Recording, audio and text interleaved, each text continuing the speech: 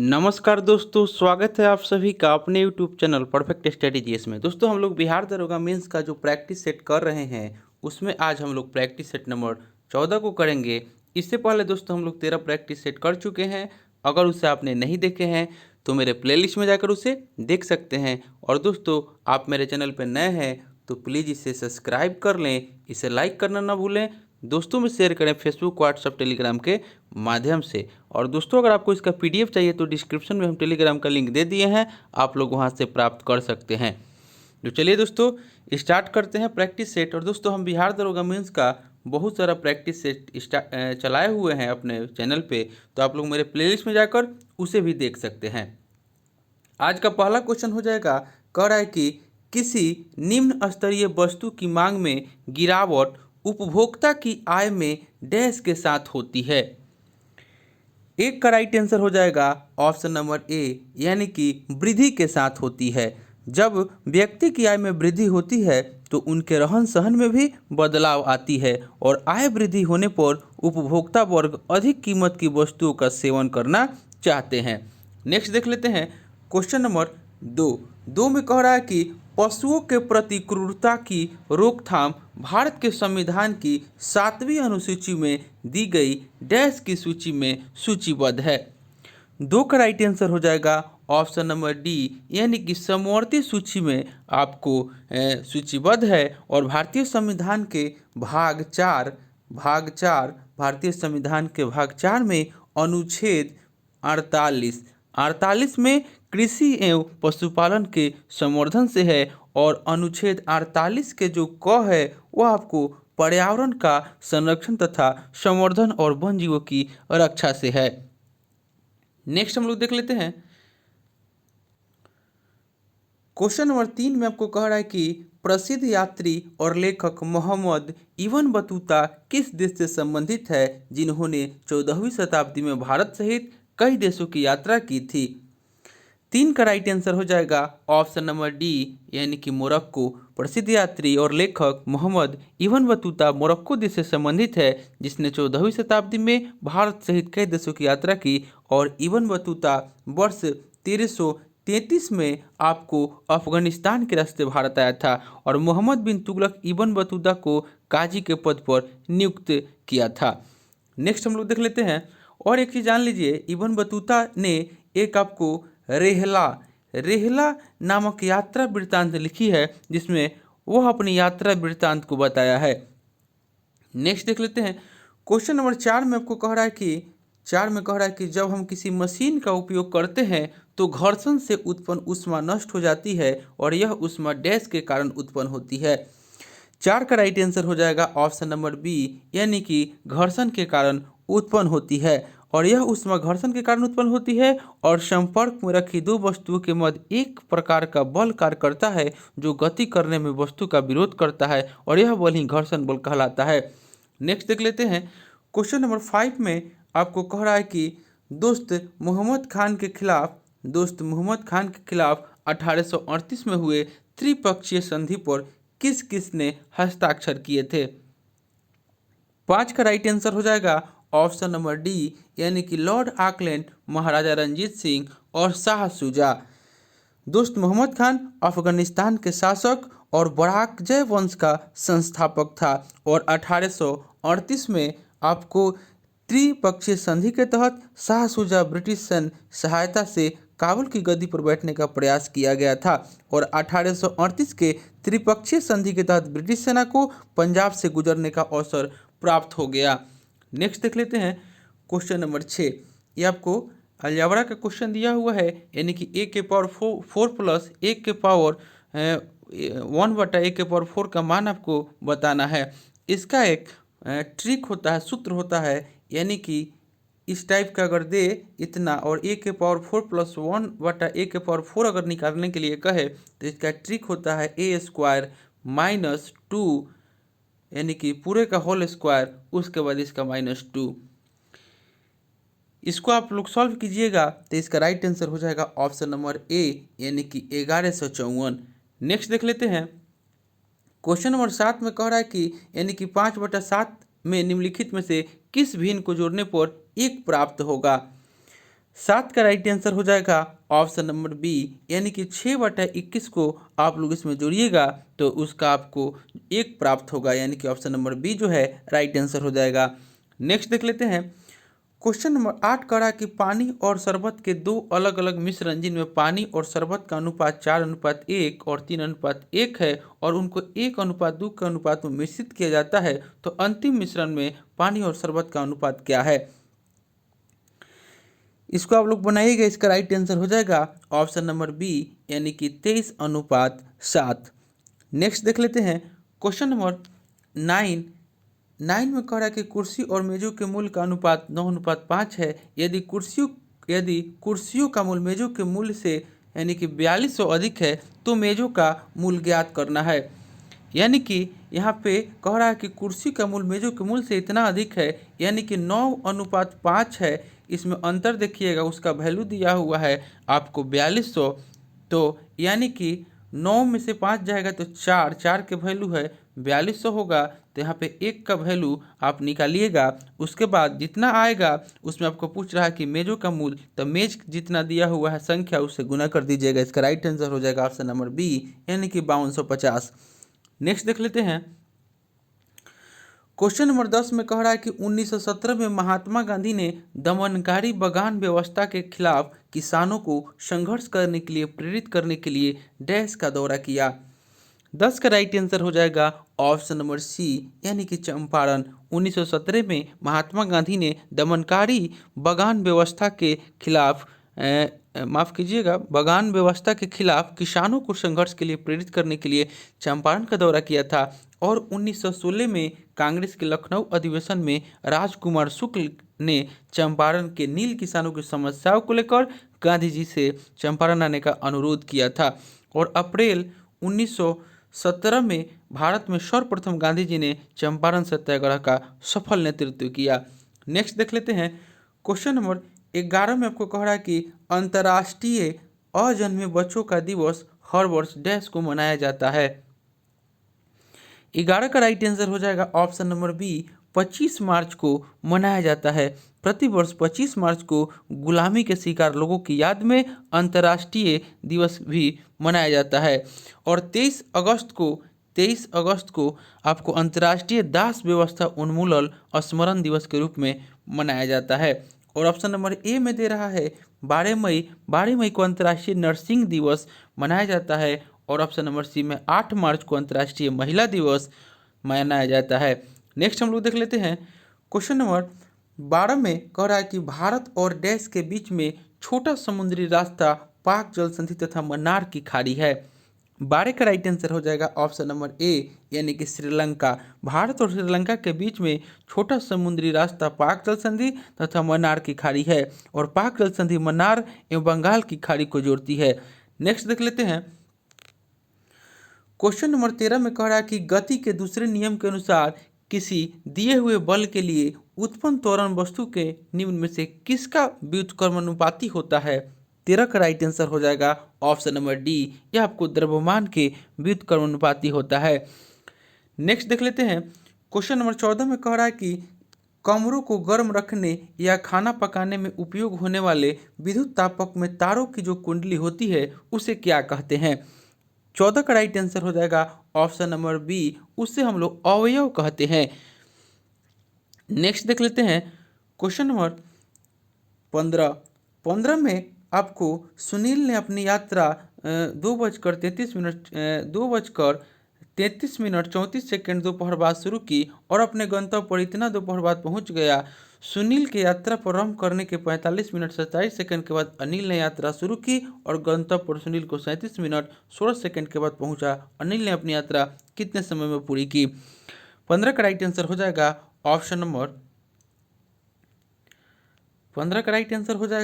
Option number D, यानी कि 2 घंटे यानी कि 2 मिनट बाद वह आपको यात्रा पूरा करने में लगा समय अनिल को 2 घंटे 2 minute. Option number D right answer हो जाएगा। नेक्स्ट देख लेते हैं। दोस्तों हम इसका पीडीएफ दे देंगे मैथ और रीजनिंग का सॉल्यूशन का। आज जितना भी पीडीएफ आपको बचा हुआ है, एक दूर का नहीं दिए हैं, कल आपको पूरा पीडीएफ सबका आपको प्रोवाइड करा देंगे। क्वेश्चन नंबर 16 में आपको कह रहा है कि निम्नलिखित नदियों में से किस नदी का उद्गम नेपाल में है और वह गंगा नदी में आकर मिलती है? 16 का राइट आंसर हो जाएगा ऑप्शन नंबर ए यानी कि कोसी। कोसी नदी का उद्गम नेपाल में है और गंगा नदी में आकर के मिलती है। कोसी नदी गोसाईथान चोटी के उत्तर से निकलकर कारागोला के दक्षिण पश्चिम में गंगा नदी में मिलती है और कोसी नदी की कुल लंबाई जो है वो आपको 730 किलोमीटर है। कोसी की मुख्य धारा अरुणा है और कोसी नदी अपना मार्ग बदलने के लिए प्रसिद्ध है। नेक्स्ट देख लेते हैं क्वेश्चन नंबर 17 में आपको दे रहा है कि निम्न शब्दों को एक तार्किक एवं अर्थपूर्ण क्रम में व्यवस्थित करना है। 17 का राइट आंसर हो जाएगा ऑप्शन नंबर ए यानी कि पहले निम्न दबाव होगा, उसके बाद बादल होगा, बादल के बाद वर्षा और वर्षा के बाद इंद्रधनुष, उसके बाद बाढ़ आएगा और अंत में आपको विध्वंस होगा। यानी कि 17 का राइट आंसर ऑप्शन नंबर ए हो जाएगा। नेक्स्ट देख लेते हैं क्वेश्चन नंबर 18 में आपको कथन और निष्कर्ष से रीजनिंग का प्रश्न है। इसमें आपको नीचे दिए गए कथन 1 और 2, 3 दिए गए हैं। कथन को सत्य मानते हुए चाहे वह समान ज्ञात तथ्यों से भिन्न प्रतीत होते हो, आपको यह निर्णय करना है कि दिए गए कथनों में से कौन सा निष्कर्ष तर्क संगत रूप से निकलता है। यानी कि सभी तालाब जो है कुंड है, इसको आप लोग डायग्राम से बना सकते हैं। यानी कि सभी तालाब जो है वह आपको सभी तालाब क्या है तो कुंड है, सभी तालाब कुंड है। उसके बाद कह रहा है कि कुछ कुएं जो है वह तालाब है। यानी कि कुछ कुआं यानी कि आपका कुछ कुआं जो हो जाएगा वह आपको तालाब हो जाएगा कुआं। इस टाइप का आपको डायग्राम बनेगा। उसके बाद इसमें आपको कह रहा है निष्कर्ष में कि कुछ तालाब कुएं नहीं है, तो यानी कि आपका कुछ तालाब जो है वह कुआं, यानी कि इसका राइट आंसर हो जाएगा ऑप्शन नंबर सी हो जाएगा। यानी कि कह रहा है कि कुछ तालाब कुएं नहीं है, उसके बाद कह रहा है कि कुछ कुएं कुंड है और 3 में कह रहा है कि सभी कुंड कुएं हैं। तो इसको आप लोग सॉल्व कीजिएगा तो इसका राइट आंसर हो जाएगा ऑप्शन नंबर सी यानी केवल 2 निकलता है। पहला और तीसरा नहीं निकलेगा, 2 केवल निकलेगा। नेक्स्ट देख लेते हैं क्वेश्चन नंबर 19 में आपको कह रहा है कि गांधी इरविन समझौते में निम्नलिखित में से कौन सी एक शर्त नहीं रखी गई थी। 19 का राइट आंसर हो जाएगा ऑप्शन नंबर बी यानी कि खादी उत्पादन पर टैक्स हटाना जो है आपको शर्त नहीं रखी गई थी गांधी इरविन समझौते में। Option number B right answer हो जाएगा। और 5 मार्च 1931 ईस्वी को गांधी इरविन समझौता हुआ था और गांधी इरविन समझौता को दिल्ली समझौता के नाम से भी जाना जाता है। नेक्स्ट देख लेते हैं क्वेश्चन नंबर 20 में आपको कह रहा है कि सेब में निम्नलिखित में से कौन सा एसिड एवं प्रचुर मात्रा में विटामिन पाया जाता है। 20 का राइट आंसर हो जाएगा ऑप्शन नंबर ए यानी कि मैलिक एसिड और विटामिन सी जो है वो आपको प्रचुर मात्रा में पाया जाता है। Option number A right answer हो जाएगा और 19 का right answer option number B था। क्वेश्चन नंबर 21 में आपको कह रहा है कि प्रकाश संश्लेषण के दौरान हरे पौधे सूर्य के प्रकाश से ऊर्जा का उपयोग कार्बन डाइऑक्साइड और पानी से किसको संश्लेषित करने के लिए करते हैं। 21 का राइट आंसर हो जाएगा ऑप्शन नंबर ए यानी कि ग्लूकोज को संश्लेषित करने के लिए करते हैं। Option number A right answer हो जाएगा। क्वेश्चन नंबर 22 में कह रहा है कि भारत में सबसे ऊंचाई पर स्थित रेलवे स्टेशन किस राज्य में स्थित है। 22 का राइट आंसर हो जाएगा ऑप्शन नंबर बी, यह आपको पश्चिम बंगाल में स्थित है। और घूम रेलवे स्टेशन जो है, घूम रेलवे स्टेशन पश्चिम बंगाल के दार्जिलिंग में स्थित दार्जिलिंग हिमालय रेलवे का एक स्टेशन है जिसकी ऊंचाई जो है वह आपको 2258 मीटर है। और भारत का सबसे लंबा रेल मार्ग डिब्रूगढ़ से कन्याकुमारी तक चलने वाले विवेक एक्सप्रेस है। नेक्स्ट देख लेते हैं क्वेश्चन नंबर 23 में कह रहा है कि भारत के संविधान का कौन सा अनुच्छेद चुनाव आयोग को संसद और राज्य विधानसभाओं के चुनाव का पर्यवेक्षण करने की शक्ति देता है। 23 का राइट आंसर हो जाएगा ऑप्शन नंबर डी अनुच्छेद 324। नेक्स्ट देख लेते हैं क्वेश्चन नंबर 24 में कह रहा है कि आपको निम्न में से कौन दुनिया में सबसे बड़ी नदी द्वीप है। 24 के राइट आंसर हो जाएगा ऑप्शन नंबर बी, यानी कि माजुली जो है वह आपको दुनिया की सबसे बड़ी नदी द्वीप है। और दुनिया के सबसे बड़ा द्वीप समूह जो है वह इंडोनेशिया है। और दुनिया का सबसे बड़ी बांध ग्रैंड कुली बांध है। और दुनिया की सबसे बड़े द्वीप जोन है वह आपको ग्रीनलैंड है।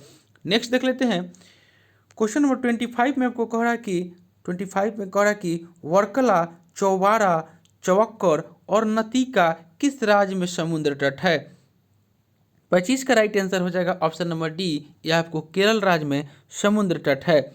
नेक्स्ट हम लोग देख लेते हैं क्वेश्चन नंबर 26 में कह रहा है कि निम्नलिखित में से क्या हिंदुस्तानी शास्त्रीय संगीत का कंठ संगीत रूप नहीं है। 26 का राइट आंसर हो जाएगा ऑप्शन नंबर बी, यानी कि पखावज जो है वह आपको हिंदुस्तानी शास्त्रीय संगीत का कंठ संगीत रूप नहीं है। पखावज एक वाद्य यंत्र है और पखावज उत्तर भारतीय शैली का ढोलक है। पखावज से तबला की उत्पत्ति हुई है। नेक्स्ट देख लेते हैं क्वेश्चन नंबर 27 में कह रहा है कि वह कौन सा यूनाइटेड किंगडम से संसद के 7 सदस्यों का एक समूह था जिसे ब्रिटिश भारत के लिए वैधानिक सुधारों का सुझाव देने के लिए गठित किया गया था। 27 का राइट आंसर हो जाएगा ऑप्शन नंबर सी, यानी कि साइमन आयोग, जिसे ब्रिटिश भारत के लिए वैधानिक सुधारों का सुझाव देने के लिए गठित किया गया था। और 1880 ईस्वी में लॉर्ड रिपन को भारत का वायसराय बनाया गया था। 1880 ईस्वी में लॉर्ड रिपन को।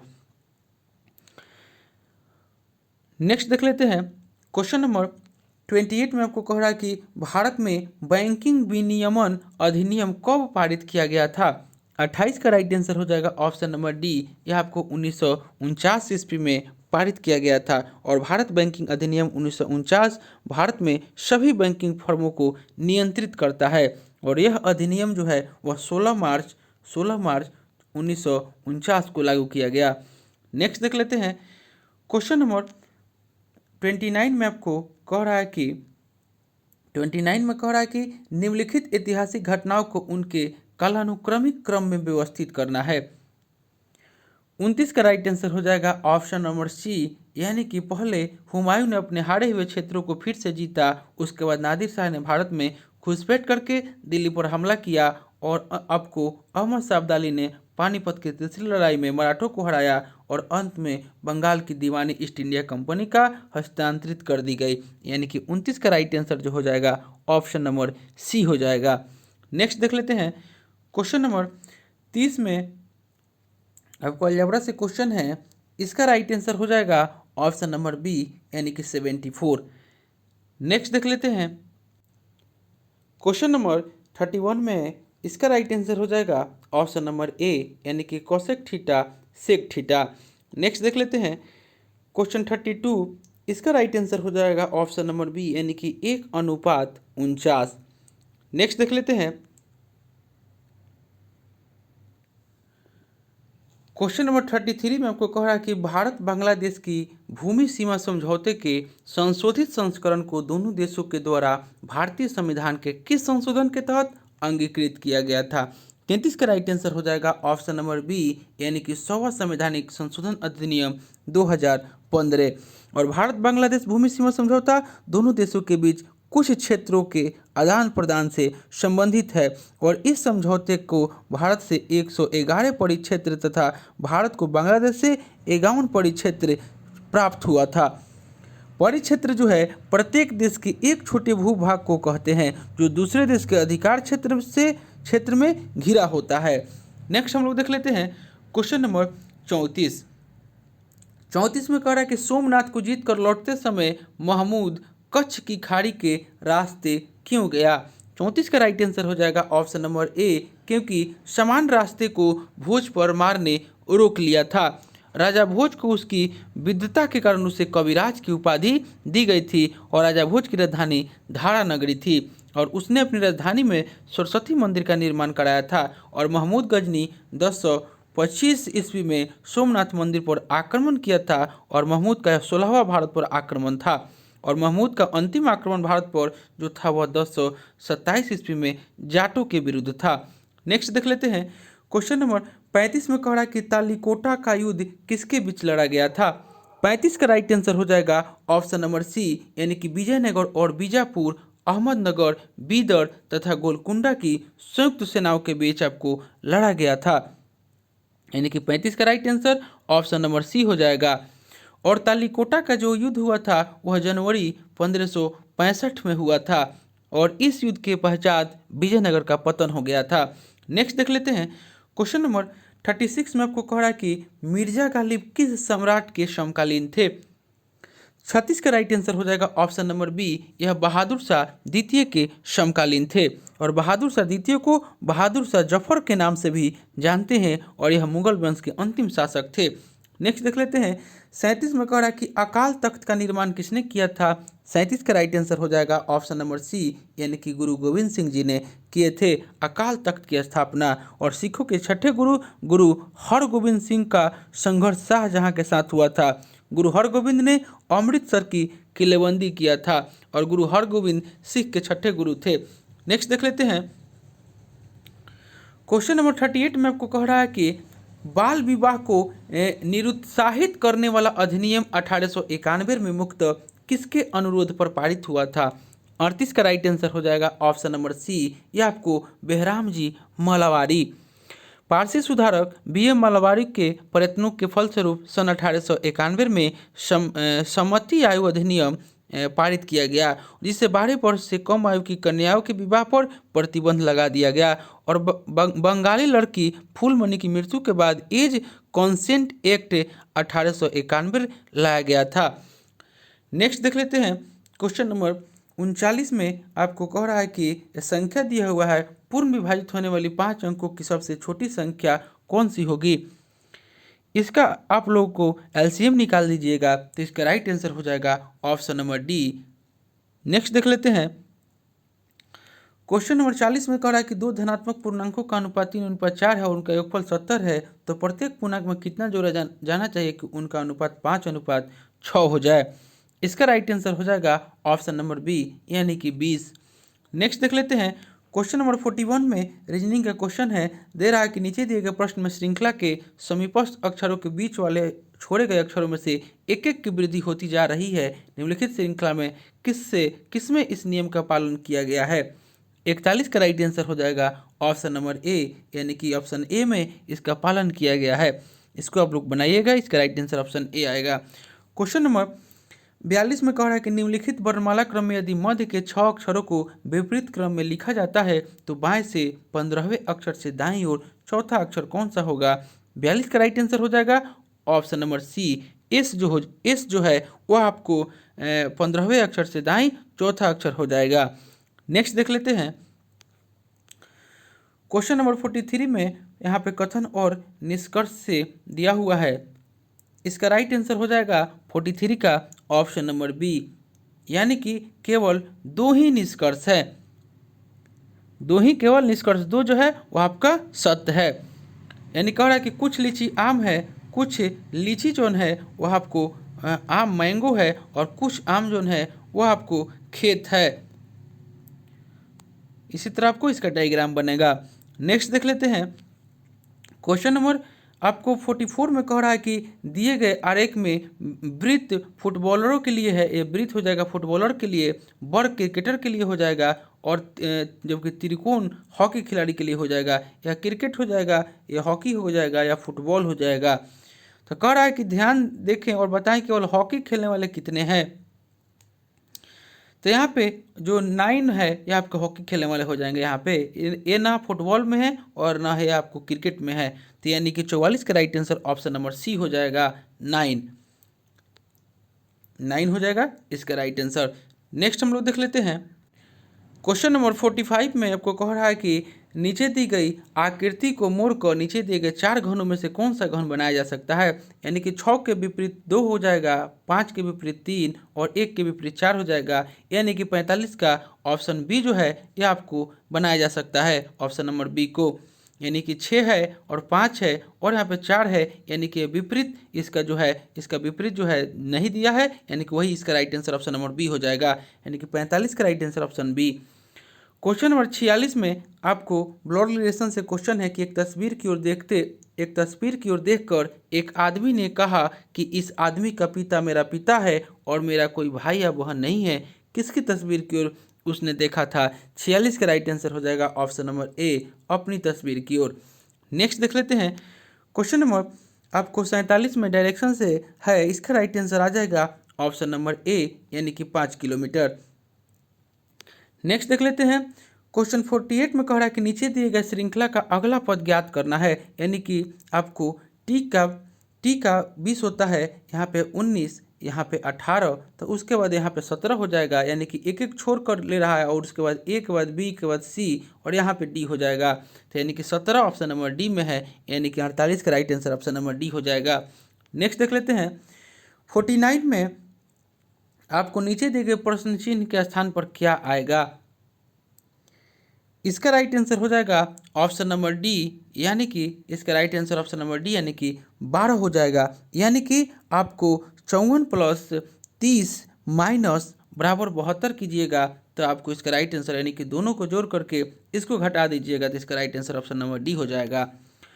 क्वेश्चन नंबर 50 में आपको कह रहा है जिस तरह उस तरह आपको इसको सजा करके उसके बाद इसका सॉल्व कीजिएगा तो इसका राइट आंसर हो जाएगा ऑप्शन नंबर बी 27।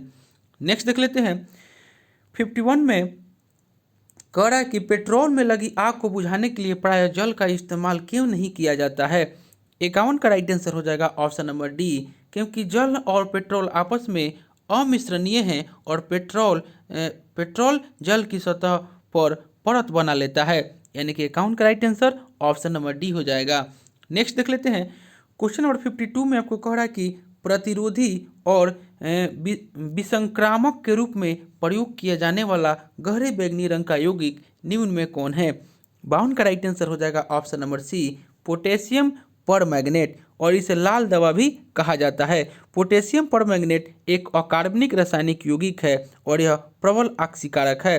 दोस्तों आपसे एक रिक्वेस्ट है कि आप मेरे चैनल पर नए हैं इसे सब्सक्राइब कर लीजिएगा और दोस्तों में शेयर जरूर कीजिएगा फेसबुक, व्हाट्सएप, टेलीग्राम के माध्यम से।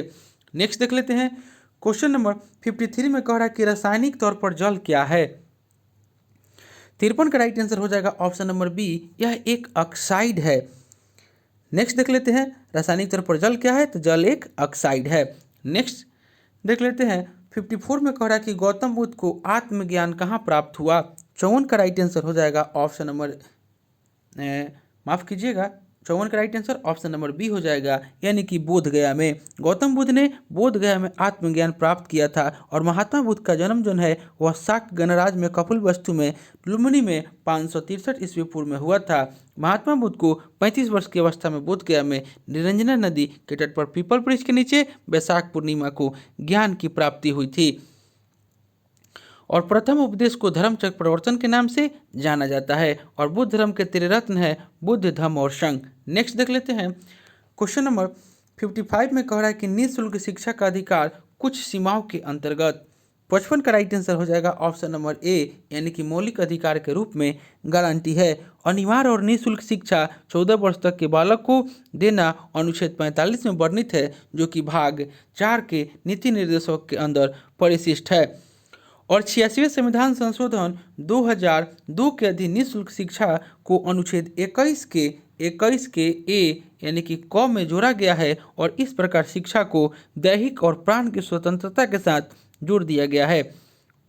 नेक्स्ट देख लेते हैं क्वेश्चन नंबर 56 में कह रहा है कि निम्नोक्त समादेशों में से कौन सा समादेश किसी अवैध व्यक्ति से सरकारी पद को बचाने के लिए जारी किया जाता है। 56 का राइट आंसर हो जाएगा ऑप्शन नंबर डी, यानी कि अधिकार परीक्षा। और उच्चतम न्यायालय संविधान के अनुच्छेद 32 के अधीन 5 गो रीट को जारी करता है और डॉक्टर अंबेडकर ने अनुच्छेद 32 को संविधान की आत्मा और हृदय कहा है। नेक्स्ट देख लेते हैं क्वेश्चन नंबर 57 में आपको कह रहा है कि 57 में कह रहा है कि खरीफ और रबी से संबंधित निम्नलिखित कथनों में से कौन सा ठीक नहीं है। 57 का राइट आंसर हो जाएगा ऑप्शन नंबर ए, यानी कि खरीफ महीना वर्षा ऋतु के प्रारंभ में आता है और बसंत ऋतु के अंत में फसल काटी जाती है, यह आपको सही नहीं है। रबी फसल शरद ऋतु में प्रारंभ होती है और बसंत ऋतु के प्रारंभ में फसल काट ली जाती है और गेहूं, जौ, दलहन, तिलहन मुख्य रबी फसल के अंतर्गत आते हैं और खरीफ फसल के अंतर्गत चावल, बाजरा, पटसन, मक्का और कपास आदि आते हैं। नेक्स्ट हम लोग देख लेते हैं यानी कि ऑप्शन नंबर ए जो है आपको गलत हो जाएगा। और खरीफ महीना आरंभ में शरद ऋतु, ठीक है। और रबी महीना वर्षा के बाद शरद ऋतु में आरंभ होता है और बसंत ऋतु का जो फसल काटी जाती है, यानी कि तीनों जो सही है ऑप्शन ए हो जाएगा गलत। क्वेश्चन नंबर 58 में आपको कह रहा है कि भूकंप की तीव्रता मापने के पैमाने को क्या कहा जाता है। 58 का राइट आंसर हो जाएगा ऑप्शन नंबर बी, रिक्टर पैमाना कहा जाता है। और अमेरिका के वैज्ञानिक चार्ल्स रिक्टर ने 1935 ईस्वी में इसका विकास किया था। नेक्स्ट देख लेते हैं। क्वेश्चन नंबर 59 में आपको कह रहा है कि भारत में तंबाकू उत्पादन में प्रथम स्थान कौन सा राज्य है। 59 का राइट आंसर हो जाएगा ऑप्शन नंबर सी, आंध्र प्रदेश। तंबाकू एक उत्तेजक पदार्थ है, तंबाकू में निकोटीन पाया जाता है। नेक्स्ट देख लेते हैं। क्वेश्चन नंबर 60 में कह रहा है कि कैमरे का कौन सा भाग मानव नेत्र के दृष्टिपटल के सदृश है। 60 का राइट आंसर हो जाएगा ऑप्शन नंबर बी, यानी कि फिल्म जो है वह आपको मानव नेत्र के दृष्टिपटल के सदृश है। नेक्स्ट देख लेते हैं। क्वेश्चन नंबर 61 कह रहा है कि यदि किसी गेंद को ऊर्ध्वाधर रूप से ऊपर फेंका जाए तो गुरुत्वीय त्वरण किस दिशा में आरोपित होता है। 61 का राइट आंसर हो जाएगा ऑप्शन नंबर ए, यानी कि गेंद की गति के विपरीत दिशा में आपको आरोपित होगा। नेक्स्ट देख लेते हैं। क्वेश्चन नंबर 62 में कह रहा है कि राज्यपाल सोने के पिंजरे में निवास करने वाली चिड़िया के समतुल्य है, यह कथन किसका है। 62 का राइट आंसर हो जाएगा ऑप्शन नंबर डी, यानी कि सरोजिनी नायडू का कथन है। और सरोजिनी नायडू भारत की प्रथम महिला राज्यपाल है, जो कि आपको उत्तर प्रदेश की राज्यपाल थी। नेक्स्ट देख लेते हैं। 63 में कह रहा है कि भारत में नागरिकों को कितने प्रकार की नागरिकता प्राप्त है। 63 का राइट आंसर हो जाएगा ऑप्शन नंबर सी, एक प्रकार की नागरिकता प्राप्त है। और भारत में एकल नागरिकता जो है वह ब्रिटेन के संविधान से लिया गया है। और संविधान के भाग 2 में अनुच्छेद 5 से 11 तक में नागरिकता के बारे में स्पष्ट उल्लेख किया गया है। और भारत में एकल नागरिकता जो है वह ब्रिटेन के संविधान से अपनाया गया है। और अमेरिका स्विट्जरलैंड जो है इसमें आपको दोहरी नागरिकता का व्यवस्था किया गया है। नेक्स्ट देख लेते हैं। क्वेश्चन नंबर 64 में कह रहा है कि भारत के संविधान में संघ शब्द का प्रयोग किस अनुच्छेद में किया गया है। 64 का राइट आंसर हो जाएगा ऑप्शन नंबर ए, अनुच्छेद 1 में किया गया है। संविधान के अनुच्छेद 1 में कहा गया है कि इंडिया अर्थात भारत जो है वह राज्यों का संघ है। और संविधान के भाग 1 के अंतर्गत अनुच्छेद 1 से 4 तक में संघ और उसके क्षेत्रों की चर्चा की गई है। नेक्स्ट देख लेते हैं। क्वेश्चन नंबर 65 में आपको कह रहा है कि प्रधानमंत्री सहित मंत्रिपरिषद के सदस्यों को पद की गोपनीयता की शपथ कौन दिलवाता है। 65 का राइट आंसर हो जाएगा ऑप्शन नंबर बी, राष्ट्रपति। और अनुच्छेद 75 के तहत प्रधानमंत्री की नियुक्ति राष्ट्रपति करेगा तथा अन्य मंत्रियों की नियुक्ति राष्ट्रपति प्रधानमंत्री की सलाह पर करेगा। और प्रधानमंत्री सहित मंत्रिपरिषद के सदस्यों की कुल संख्या लोकसभा के कुल संख्या का आपको 15% से अधिक नहीं होगा 91वें संविधान संशोधन अधिनियम 2003 के तहत। नेक्स्ट देख लेते हैं। क्वेश्चन नंबर 66 में कह रहा है कि दादा साहेब फाल्के पुरस्कार प्राप्त करने वाली पहली महिला कौन थी। 66 का राइट आंसर हो जाएगा ऑप्शन नंबर सी, यानी कि देविका रानी रोडिक जो थी वह आपको दादा साहेब फाल्के पुरस्कार प्राप्त करने वाली प्रथम महिला थी। और दादा साहेब फाल्के पुरस्कार सिनेमा के क्षेत्र में भारत का सर्वोच्च पुरस्कार है। नेक्स्ट हम लोग देख लेते हैं। क्वेश्चन नंबर 67 में आपको कह रहा है कि भारत के स्थलाकृतिक मानचित्र निम्न में से कौन सा संगठन बनाता है। 67 का राइट आंसर हो जाएगा ऑप्शन नंबर बी, यानी कि भारतीय सर्वेक्षण विभाग। भारतीय सर्वेक्षण संगठन का मुख्यालय जो है वह देहरादून में स्थित है। और भारतीय पुरातत्विक सर्वेक्षण की स्थापना जो हुआ था वह 1861 ईस्वी में किया गया था। और यह भारत का सबसे प्राचीन वैज्ञानिक विभाग है। नेक्स्ट देख लेते हैं। 68 में कह रहा है कि अंतर्राष्ट्रीय न्यायालय में न्यायाधीशों की संख्या कितनी है। 68 का राइट आंसर हो जाएगा ऑप्शन नंबर बी, यानी कि 15। और अंतर्राष्ट्रीय न्यायालय की स्थापना द हेग में 1945 ईस्वी में किया गया था, जो कि 1946 से कार्य करना शुरू किया था। और द हेग में जज की नियुक्ति 9 वर्षों के लिए होती है और हर 3 वर्ष पर 5 न्यायाधीश अवकाश लेते हैं। नेक्स्ट देख लेते हैं। क्वेश्चन नंबर 69 में आपको कह रहा है कि तमाशा नृत्य किस राज्य में शुरू हुआ था। 69 का राइट आंसर हो जाएगा ऑप्शन नंबर ए, महाराष्ट्र राज्य में शुरू हुआ था। नेक्स्ट हम लोग देख लेते हैं। क्वेश्चन नंबर 70 में कह रहा है कि भारतीय पुरातत्विक सर्वेक्षण विभाग कहाँ स्थित है। 70 का राइट आंसर हो जाएगा ऑप्शन नंबर ए, यह आपको नई दिल्ली में स्थित है। और केंद्रीय भवन निर्माण अनुसंधान संस्थान जो है वह रुड़की में है, रमन अनुसंधान संस्थान बेंगलुरु में है, और भारतीय मौसम अनुसंधान संस्थान जो है वह नई दिल्ली में है, और भारतीय पेट्रोलियम अनुसंधान संस्थान जो है पेट्रोलियम संस्थान देहरादून में है। जो कि कुछ इंपॉर्टेंट था वो हम आपको बता दी है, कुछ इंपॉर्टेंट को हम आपको बता दिए। नेक्स्ट देख लेते हैं क्वेश्चन नंबर 71, इसका राइट आंसर हो जाएगा ऑप्शन नंबर बी यानी कि 0.8 मीटर।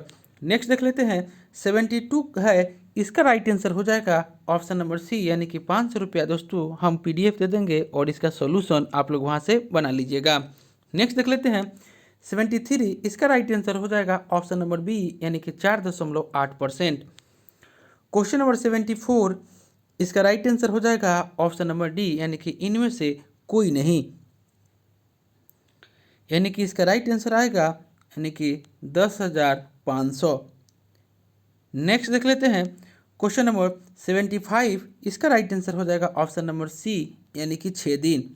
नेक्स्ट देख लेते हैं 76 में कह रहा है कि कौन सा कार्बोहाइड्रेट मोनोसेकेराइड है। 76 का राइट आंसर हो जाएगा ऑप्शन नंबर बी यानी कि ग्लूकोज ए फ्रक्टोज जो है यह आपको मोनोसेकेराइड कार्बोहाइड्रेट है। नेक्स्ट देख लेते हैं क्वेश्चन नंबर 77 में कह रहा है कि उपापचय के परिणाम स्वरूप ऊर्जा किस रूप में तुरंत रखी जाती है। 77 का राइट आंसर हो जाएगा ऑप्शन नंबर बी, ये आपको ATP में रखी जाती है। नेक्स्ट देख लेते हैं ग्लिसरॉल का IUPAC नाम क्या है। 78 का राइट आंसर हो जाएगा ऑप्शन नंबर बी यानी कि प्रोपेन 1, 2, 3 और ट्राईऑल, यानी कि ऑप्शन नंबर बी जो है इसका राइट आंसर हो जाएगा। और ग्लिसरॉल जो है इसका सूत्र होता है C3H8 और O3। नेक्स्ट देख लेते हैं 79 में कह रहा है कि मनुष्यों में बौनेपन के लिए निम्नलिखित में से क्या उत्तरदायी है। 79 का राइट आंसर हो जाएगा ऑप्शन नंबर बी यानी कि पीयूष ग्रंथि। वृद्धि हार्मोन पिट्यूटरी ग्रंथि से स्रावित होता है और मानव शरीर की सबसे बड़ी अंतःस्रावी ग्रंथि थायराइड ग्रंथि है और इसकी कमी से गलकंड रोग होता है। नेक्स्ट देख लेते हैं 80 में कह रहा है कि पानी के पाइपों के विनिर्माण में किस पॉलीमर का प्रयोग किया जाता है। 80 का राइट आंसर हो जाएगा ऑप्शन नंबर ए PVC का प्रयोग किया जाता है। दोस्तों आपको वीडियो अच्छा लगे तो इसे कमेंट और लाइक जरूर कीजिएगा और बताइए आपका स्कोर इसमें कितना आ रहा है। नेक्स्ट देख लेते हैं क्वेश्चन नंबर 81 कह रहा है कि 42वें संविधान संशोधन अधिनियम के द्वारा प्रस्तावना में किन शब्दों को नहीं जोड़ा गया।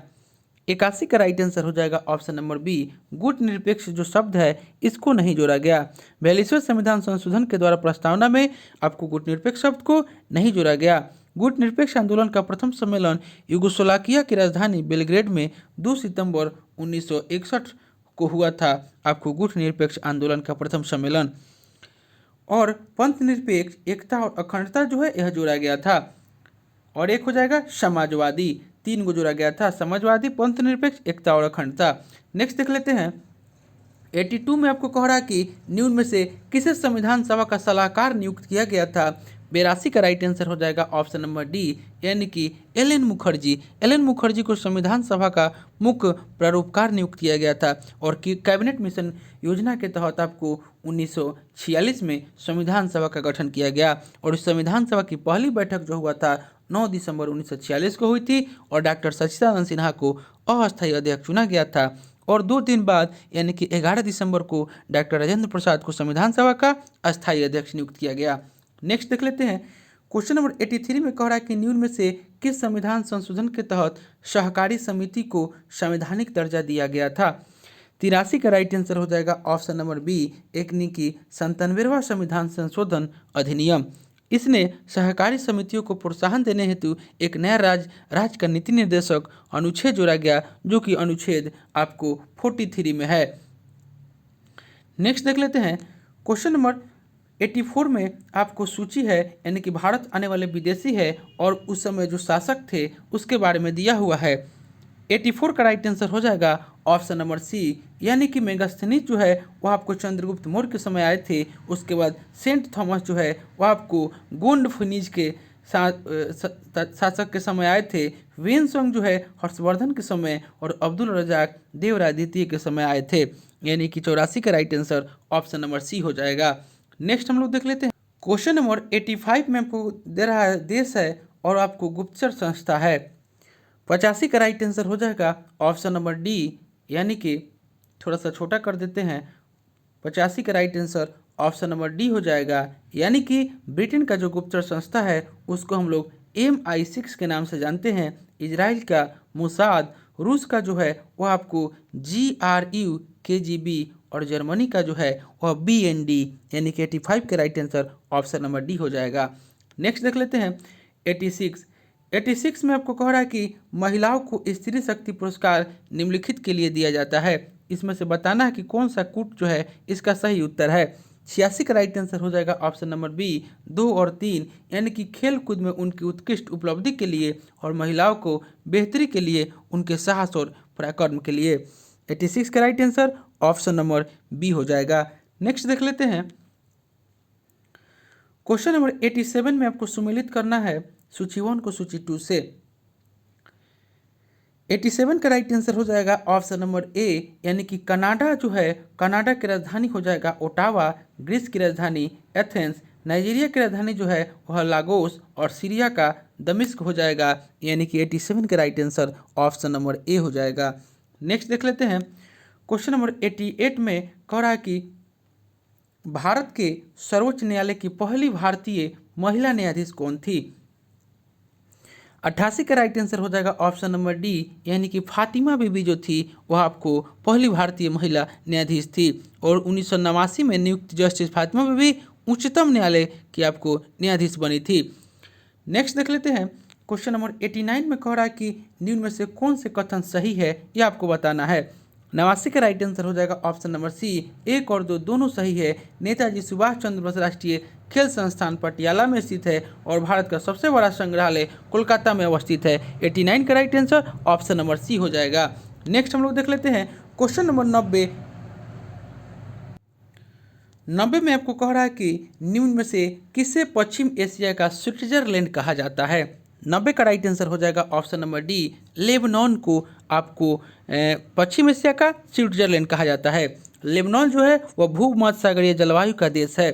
नेक्स्ट देख लेते हैं 91 में कह रहा है कि निम्न में से कौन सी नदी पोलैंड एवं जर्मनी की सीमा बनाती है। 91 का राइट आंसर हो जाएगा ऑप्शन नंबर ए, ओडस नदी जो है आपको पोलैंड और जर्मनी की सीमा बनाती है और यह नदी बाल्टिक सागर में गिरती है।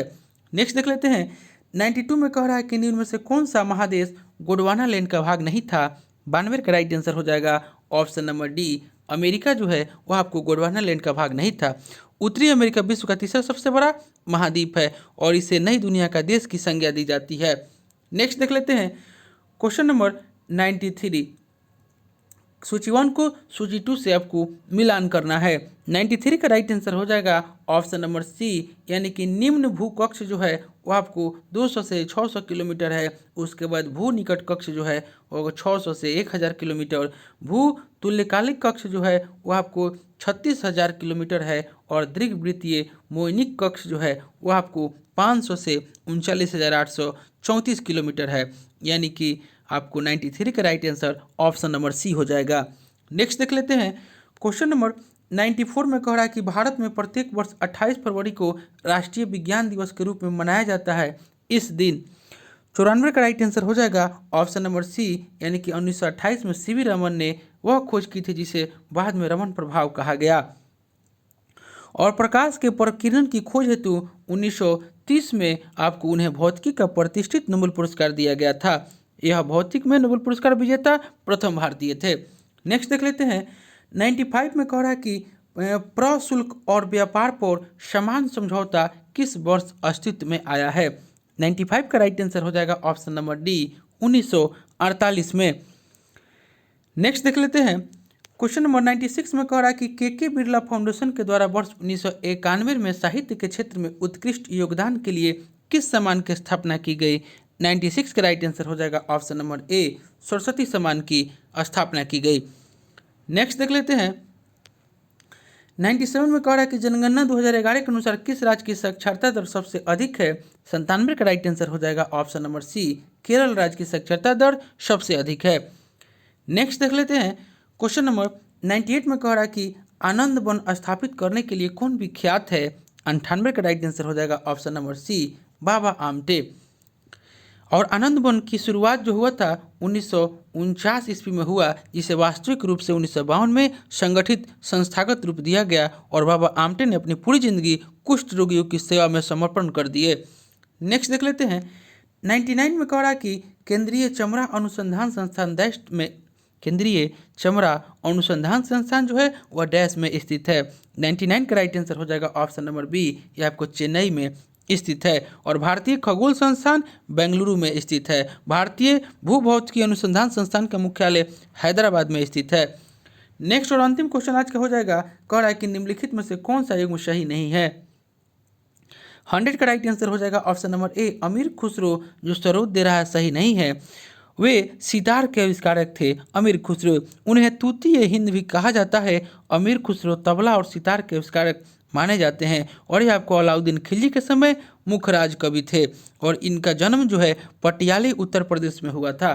तो दोस्तों यह प्रैक्टिस सेट जो हम लेकर आए थे ये आपको बिहार दरोगा मेंस का प्रैक्टिस सेट नंबर 14 था, यानी कि इससे पहले हम लोग 13 प्रैक्टिस सेट कर चुके हैं। अगर उसे आपने नहीं देखे हैं तो मेरे प्लेलिस्ट में जाकर उसे देख सकते हैं। दोस्तों आप मेरे चैनल पर नए हैं तो प्लीज़ इसे सब्सक्राइब कर लें, इसे लाइक करना ना भूलें, दोस्तों में शेयर करें फेसबुक, व्हाट्सअप, टेलीग्राम के माध्यम से। और दोस्तों अगर आपको इसका PDF चाहिए तो डिस्क्रिप्शन में टेलीग्राम का लिंक दे दिए हैं, आप लोग वहाँ से प्राप्त कर सकते हैं। तो चलिए दोस्तों मिलते हैं नेक्स्ट वीडियो में, तब तक के लिए धन्यवाद।